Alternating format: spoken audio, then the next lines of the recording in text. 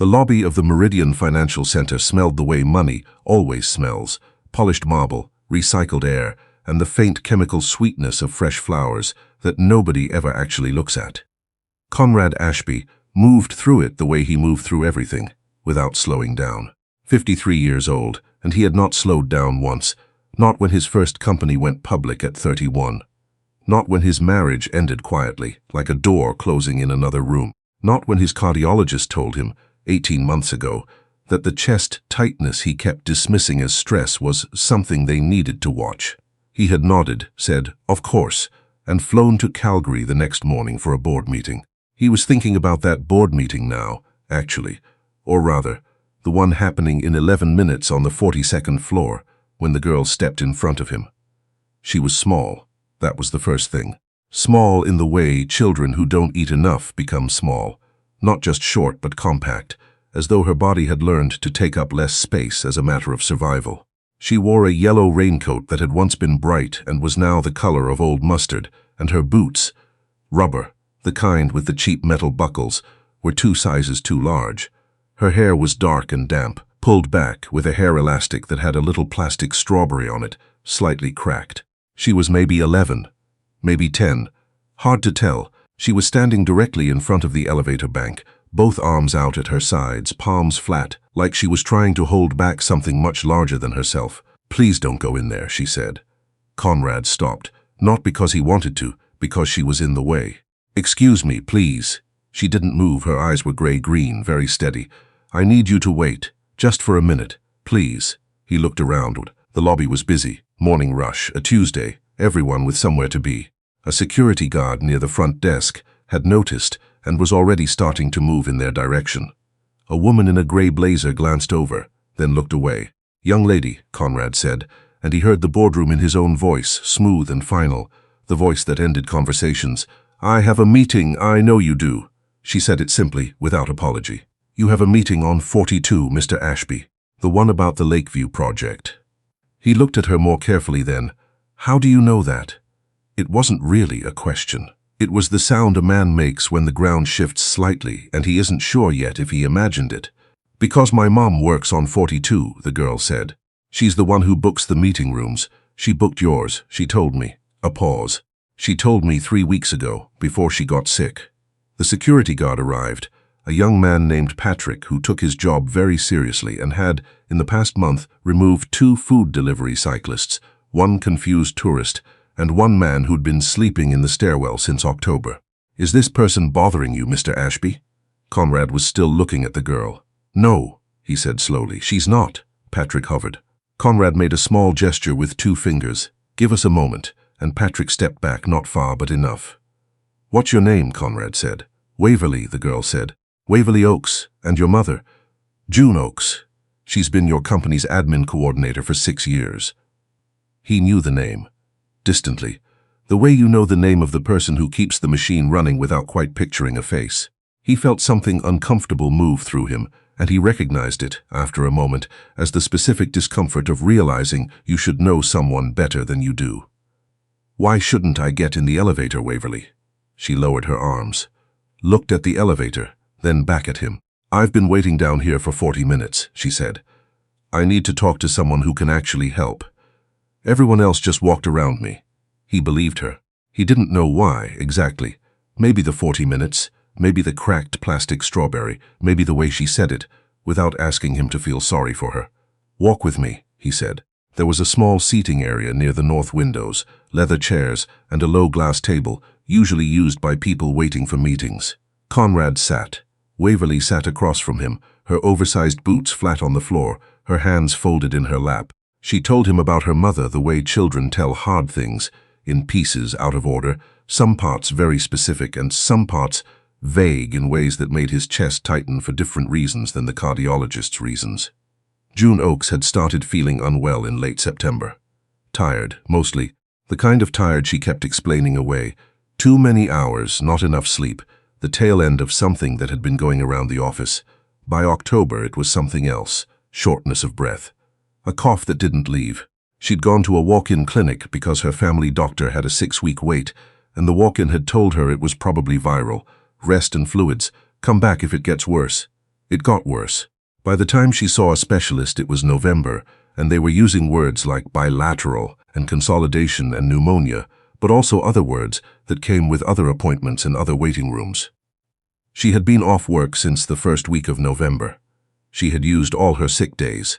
She had used the 2 weeks of vacation she'd been saving for a trip to Prince Edward Island that Waverly had been talking about since grade 3.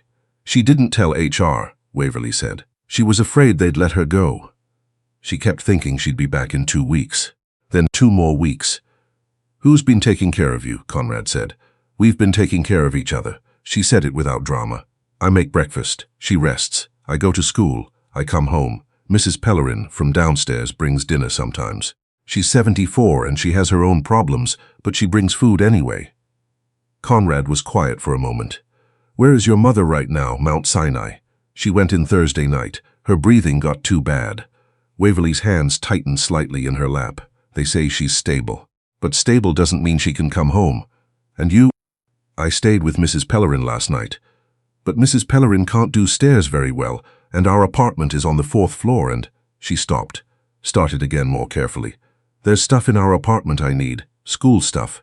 And I needed to talk to someone from my mom's work, but she's going to miss her probationary review, and she's afraid she's going to lose her position, and I didn't know who else to come to." She looked at him squarely. "You're the one who signs the contracts." He looked at her for a long moment. "How do you know that?" "Mom explained how the company works. She explains things to me." A small pause. "She says understanding how things work is how you make sure things work for you." Something moved in Conrad's chest again. He thought about June Oakes, sitting at a kitchen table in an apartment in— he didn't even know what neighborhood, what street, explaining organizational structures to her daughter. Preparing her, in ways Conrad hadn't even prepared his own children, for a world that doesn't slow down. He took out his phone. His assistant that morning was a man named Vincent, 27, extremely competent, who had learned over 14 months to read Conrad's voice for instructions that hadn't been spoken yet. "Push the 9:30, Conrad said. "Everything until noon. And I need June Oakes' HR file. Not now. 20 minutes. There was the briefest pause, the pause of a man recalibrating, professionally, without complaint. "Of course. Anything else? Find out what Mount Sinai needs to discharge a patient with a support plan in place. What the requirements are. Who coordinates it." Another pause, slightly longer. "I'll have that for you." He put the phone away. Waverly was watching him. "You pushed your meeting," she said. "I did, because of me." He thought about the honest answer and gave it. "Because your mother has worked for this company for 6 years, and I didn't know her name well enough, and that's something I should think about." Waverly considered this. "She doesn't blame you," she said. "She says companies are big, and people are small, and that's just how it is." "She might be right," Conrad said. "But that doesn't mean we can't do better." He sent a car to Mrs. Pellerin's building. Not a company car, his own. He called ahead himself, spoke to the overnight nurse at Mount Sinai, identified himself, and was immediately transferred to someone who identified themselves and spoke very carefully and very kindly, and said that June Oakes was indeed stable, that the pneumonia was responding to treatment, that the larger concern was a blood condition the pneumonia had uncovered, and that June's recovery would require time and consistent care. "Time," Conrad repeated. "What kind of time? We don't like to give exact windows," the doctor said, "but she won't be returning to full-time work for several months. At minimum." Conrad thanked him, sat for a moment in the now quiet seating area. Waverly had been given a hot chocolate by Patrick, the security guard, who turned out, when not in professional mode, to be a genuinely decent person with a younger sister about Waverly's age. She was holding the cup with both hands. "What do you know about your mom's benefits?" Conrad said. "She has basic coverage, but she said she wasn't sure if it applied during extended leave." Waverly set the cup down. "She was worried about that in October. I heard her on the phone." "You heard a lot." "I hear everything," Waverly said plainly. "She forgets sometimes how thin the walls are." He went upstairs at 11. Not for the postponed meeting that had been reorganized, absorbed into the afternoon, but to speak to the woman who ran human resources, a steady and quietly formidable person named Claudette, who had been with the company for 17 years and who, Conrad had always suspected, actually ran the place while he ran the numbers. He told her about June Oakes, about the pneumonia, about the probationary review and the sick days and the PEI trip that had become 2 weeks of waiting rooms. He told her about Waverly, standing in the lobby with her arms out, boots 2 sizes too big. Claudette listened without interrupting. She had a way of listening that made you feel the full weight of what you were saying. When he finished, she said, "We should have caught this in October." "I know. The review can be suspended pending medical leave. That's standard." "What isn't standard?" She paused. "Is that she apparently didn't feel she could tell us." "No," Conrad said. "She didn't. That's something we need to fix." "Yes," he said. "It is." He went to Mount Sinai that afternoon. He had not planned to. He had planned to send a formal note through Claudette, have flowers arranged, ensure the paperwork was handled. That was the appropriate response, the proportionate response, the response that stayed within correct professional distances. But he found himself in the car going north on University Avenue, and then walking through the pale corridors that smell like all hospitals smell, and then being directed to a room on the 7th floor, where a woman lay in a bed with an IV in her arm and a pulse oximeter on her finger, and who looked, when he appeared in the doorway, like she might actually disappear from sheer embarrassment. June Oakes was 41. She had dark circles under her eyes and cheekbones that were too sharp and IV bruising on the inside of her elbow. She also had, even lying in a hospital bed in a paper gown, the expression of someone who was going to manage this situation despite all evidence to the contrary. "Mr. Ashby." Her voice was careful. "I'm so sorry. Whatever Waverly said to you, she shouldn't have come there. She was supposed to be at school." "She was," he said. She's a good kid. She just..." June's throat moved. "She worries. She's remarkable," Conrad said, and meant it without softening it. "She knew my meeting was on 42. She knew I signed the contracts. She researched who to talk to, and she went and talked to them. At 10 years old, in borrowed boots, she did something most adults I know wouldn't have the nerve to do." June was quiet. Her eyes were wet, and she was working not to let them go further. "She shouldn't have to do that," she said finally. "No," Conrad said, "she shouldn't, and that's partly on us." He sat down in the visitor's chair, not waiting to be invited, which surprised her. He could see it. "Claudette is handling the leave paperwork. Your position is protected. The review is suspended. Your benefits cover extended medical leave. Someone should have made that clearer to you months ago, and I've asked Claudette to look at how we communicate that going forward." June opened her mouth, closed it. "There will also be," he continued, "a care coordination arrangement while you recover. Not charity. An advance against your salary, structured as the company would do for any senior employee in a medical crisis." He paused. "You've been there 6 years. You should have been considered senior some time ago." "Claudette is correcting that classification as well." "Mr. Ashby, Conrad," he said. "Please." She looked at him for a long moment. Outside the window, Toronto in November. Gray sky, the distant geometry of the city, a cluster of pigeons on a ledge. "Waverly is with Mrs. Pellerin," June said quietly. "She shouldn't be. Mrs. Pellerin is wonderful, but she's not. Waverly needs to be somewhere proper. I've been trying to figure out.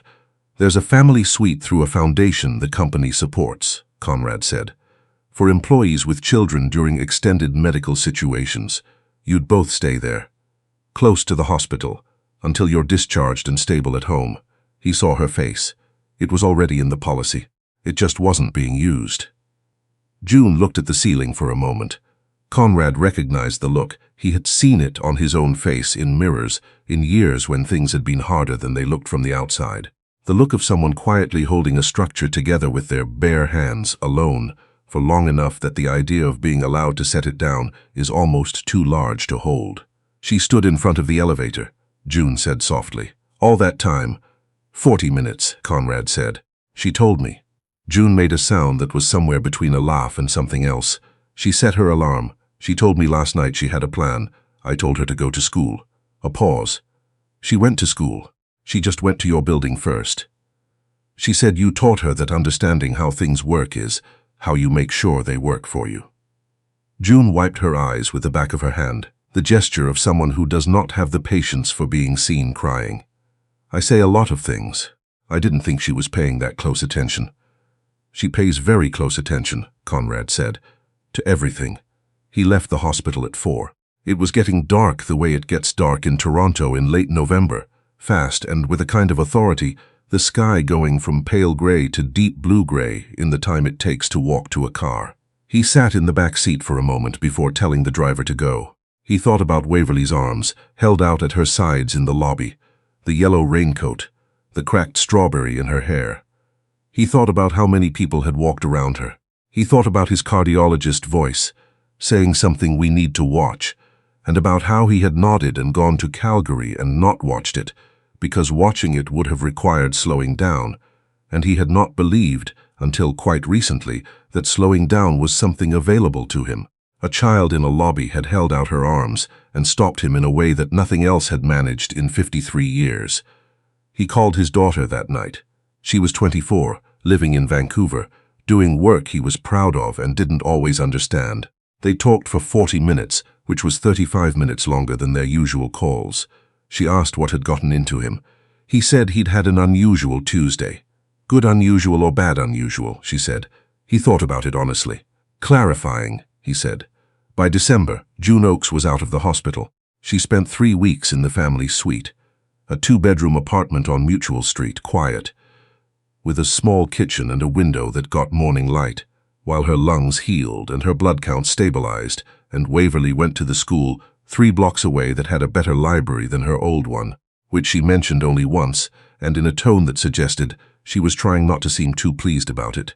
Conrad visited twice, not in a supervisory way. In the way you visit someone when you've realized belatedly and with some embarrassment that you have been walking past people for years without seeing them, and you are trying to do something different. June made tea both times. She was still thin, but the sharpness was softening, and there was color coming back. She was reading through company materials Claudette had quietly arranged for her. Not busy work, genuine materials, because Claudette had also suggested, with her particular kind of unflustered certainty, that June Oakes had been underutilized in ways the company had not been paying attention to. Waverly was there on the second visit. She sat at the kitchen table doing homework with the specific, focused industry of children who have learned that their future depends on their own attention.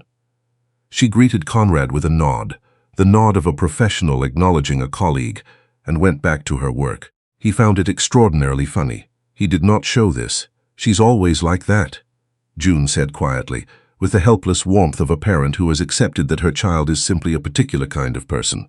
I know, Conrad said. I could tell.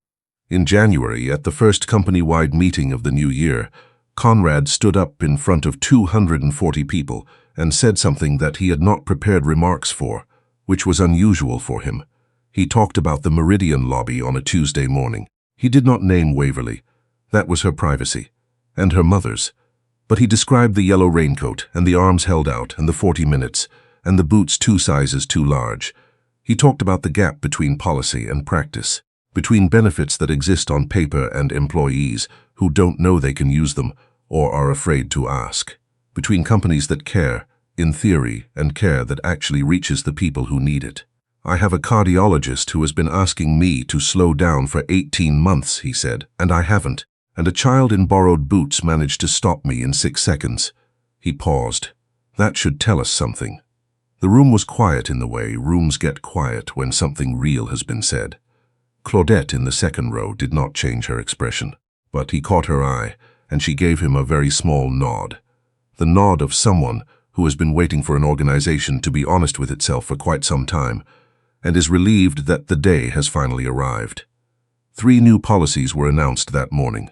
One formalized the family support suite as a permanent benefit for all employees. One created a confidential health liaison role, someone you could call who was not your manager, who could help you understand your options without fear. One committed the company to a twice-yearly review of whether people actually knew what they were entitled to, not just whether the entitlements existed. They were not enormous policies. They were not the kind of thing that makes news. But in a pale apartment on Mutual Street, a woman with recovering lungs read about them in an email and sat very still for a moment, holding her mug with both hands, and her daughter, across the table, looked up. Good news, Waverly said. June looked at her, at this child who had set an alarm, who had put on her raincoat, who had stood in a lobby for 40 minutes with her arms out, because she had decided that someone was going to stop and listen. Yes, June said. Good news. Waverly nodded once, the nod of someone who had expected nothing less, and went back to her homework.